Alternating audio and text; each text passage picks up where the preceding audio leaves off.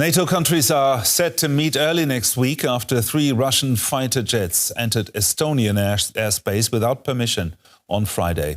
The incursion, which lasted for 12 minutes, has prompted consultations on Article 4 of the NATO treaty, which can be invoked if a member feels that its territorial integrity, political independence or security is threatened. Poland also reported that 2 Russian jets approached a drilling platform in the Baltic Sea at low altitude, violating a security zone.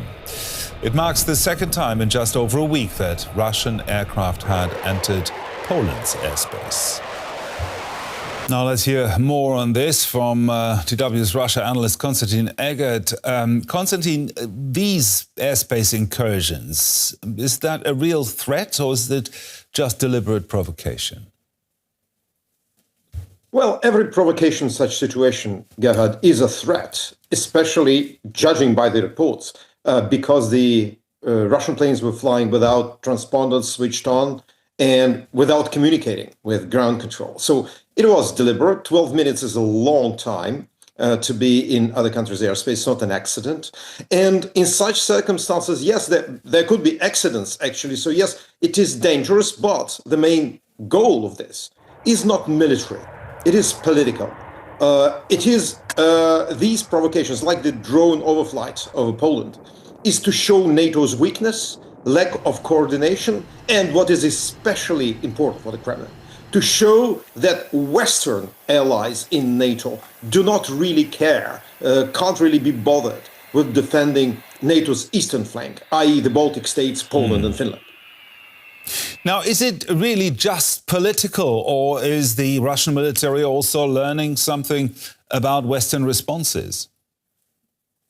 Well, of course they do, Gerhard. But what I mean is that it's not the main goal of such provocation. I think that Estonian air defenses are, well, fairly weak, let's put it like that. Estonia does rely on NATO forward presence, which means like other allies deploying troops and aircraft to the Baltic states to protect them. And in this case, we've seen the Italian jets being scrambled.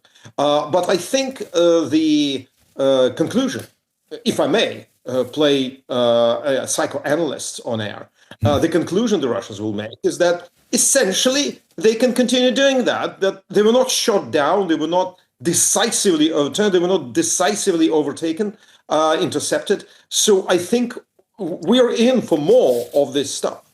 DW Russia analyst Konstantin Eggert there. Thank you very much, Konstantin. Thank you. Thomas Wiegold is one of Germany's leading defense analysts. Earlier, I asked him whether Russia is gaining any tactical information from incursions into NATO airspace.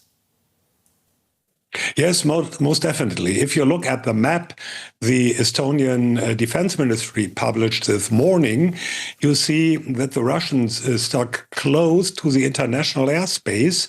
So the incursion was, you might say, limited. It was not a flight path directed to the capital, Tallinn. It was just along the border. And that means Russia wanted some kind of deniability, which they do. They claim they never entered Estonian airspace. And on the other hand, they gather information. How long does NATO take for a reaction? Italian F-35 fighter jets scrambled to intercept the Russian fighters. And how long this takes is a valuable information for Russian military. Now, also both sides are currently learning very quickly, for example, when it comes to drones. How much is this war changing the military?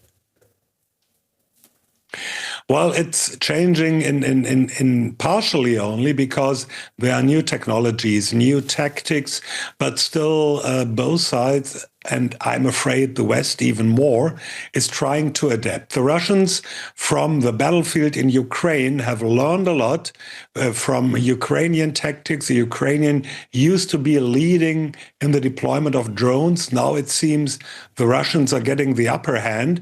And when it comes to other theaters, the Russians definitely have more ideas how to deploy drones, other unmanned vehicles, and surprising the West sometimes. Do you think that NATO is learning fast enough? Well, the verdict is still out, and hopefully NATO will learn fast enough. It's about money, which they do have now for these problems. It's about the mindset, and they're still learning. The journalist and military expert Thomas Wiegold there. Thank you, Tom. You're welcome.